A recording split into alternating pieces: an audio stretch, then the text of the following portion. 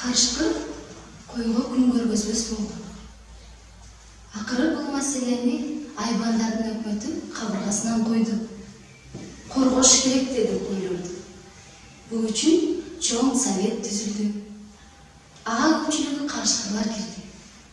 Жаналгыч эмес да карышкырдын баары. Маселен, алардын бир дары мал сал түбүндө отуруп жүрсө дагы тиймей турсун карап да койбойт. Эгерде ыкыйыр топ болсо курсактан. Анан кантип киргизбейсиң аларды? Ошентип Түн Токойдогу совет чогулду. Ойлонулду, айтылды, талкууланды.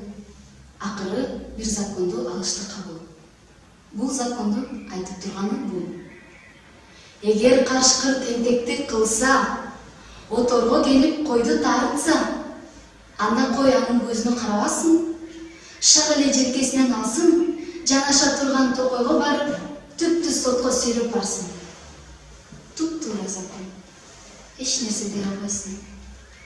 Мына ошол күндөн бери мен карышкыр койду эмес, кой карышкырды сүйлөп жүргөнүн көргөнүм.